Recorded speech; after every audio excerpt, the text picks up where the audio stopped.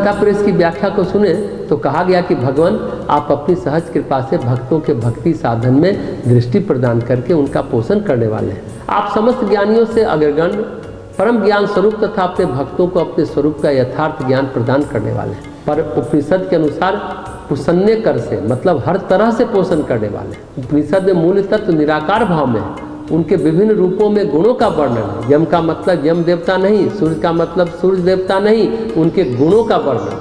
पर गीता प्रेस में क्या है, जैसे भगवान साकार है, ऐसा लगता है भगवान खड़े हैं चतुर्भुजधारी, उनकी हम वंदना कर रहे हैं। ये सत्य नहीं है। इसमें आगे कहा गया है आप सबका यथा योग्य नियमन, नियंत्रण और शासन करने वाले। आप ही भक्तों या ज्ञानी महापुरुषों के लक्ष्य हैं और अविज्ञ होने पर भी अपने भक्त वत्सल स्वभाव के कारण भक्ति के द्वारा उनको जानने में आ जाते हैं।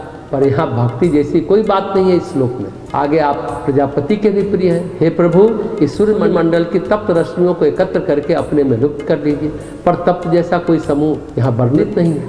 व्यूह रश्मिन समूह तप्त नहीं कहा गया, इसमें कहीं भी नहीं है। आगे कहते हैं इसके उग्र तेज को समेटकर अपने में मिला लीजिए और मुझे अपने दिव्य स्वरूप के प्रत्यक्ष दर्शन कराइए। अभी तो मैं आपकी कृपा से आपकी सौंदर्य माधुरी निधि दिव्य परम कल्याण में सच्चिदानंद स्वरूप का ध्यान दृष्टि से दर्शन कर रहा हूँ। साथ ही बुद्धि के द्वारा समझ भी रहा हूँ कि जो आप परम पुरुष सूर्य के और समस्त विश्व की आत्मा है वही मेरे भी आत्मा है। अतः मैं भी वही हूँ, सोहम अस्मि, वह मैं हूँ।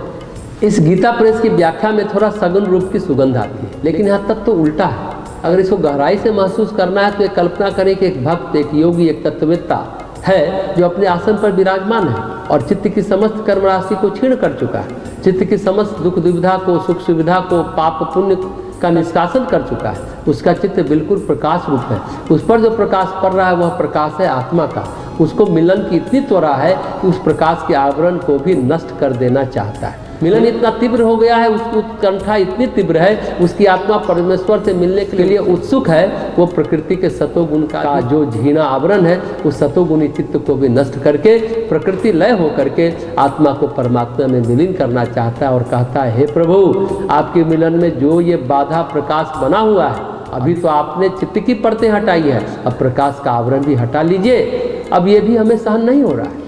एक थे स्वामी प्रणवानंद, वे दो शरीरों में रहते थे। श्यामाचरण लाहिरी के शिष्य थे, रेलवे में नौकरी करते थे मास्टरी की। एक दिन ध्यान कर रहे थे, बड़ी छीन सी बाधा हो गई थी जिसमें कि वे अपने को परमेश्वर से विलीन नहीं कर पा रहे। एक दिन वे लाहिरी महाशय के पास गए और उनके पैर पकड़ लिए। हे प्रभु, हम सब कुछ कर चुके पर अब कुछ नहीं कर पा रहे हैं। हमारी समाधि सविकल्प होती है, निर्विकल्प निर्भीक समाधि नहीं हो पाती है। चित्त को लय करना चाह रहे हैं पर हमसे प्रकाश का आवरण हट नहीं रहा है। आपकी कृपा से तो हमने अंधकार के आवरण को हटा दिया है। तो लाहिरी महाशय ने कहा, अच्छा तुम जाओ, हम तुम्हारे लिए परमेश्वर के सामने हाथ जोड़कर उपस्थित होंगे और भगवान तुमको स्वीकार कर लेंगे। उनकी भक्ति को इस वक्तव्य में देखें। स्वामी प्रणवानंद ने कहा, प्रभु आपने हमें गुरु रूप में दर्शन दिया, आत्मा रूप में दर्शन दिया, हम आपके परमात्मा के रूप में दर्शन के लिए उत्सुक हैं। समझने की बात है, आत्मा और परमात्मा एक भी है और दो भी है।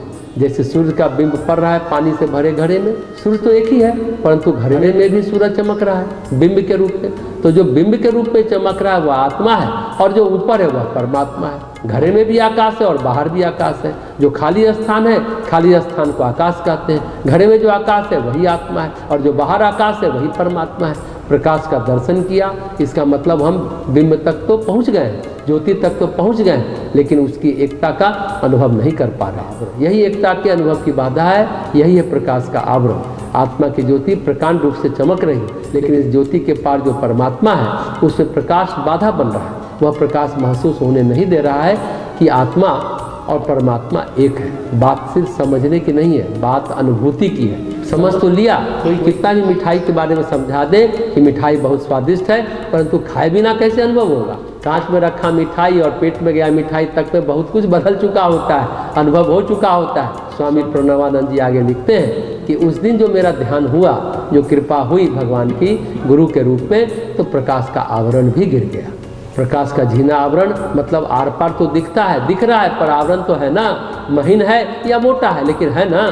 तो ये जो तीव्र प्रकाश छाया हुआ है, दरअसल आत्मा का प्रकाश ही परमात्मा को ढके हुए है। तो भक्त प्रार्थना करता है, भगवान अब ये भी हटा दीजिए। अभी आपने अंधकार को तो हटा लिया, अब प्रकाश को भी हटा दीजिए। ये विद्या विद्या, संभूति असंभूति सभी अंधकार के आवरण थे। अब ये प्रकाश का भी आवरण हटाइए। यह सबको पुष्ट करने वाले, पोषण करने वाले परमेश्वर आप ही सब कुछ है। और अब मैं अनुभव करना चाहता हूँ कि आत्मा परमात्मा एक है। सोहम अस्मि, जो आप हैं वही मैं हूँ। मैं यही अनुभव करना चाहता हूँ कि जो आप हैं वही मैं हूँ। यही मोक्ष की प्रार्थना है, यही समाधि है, मतलब विलीन होना।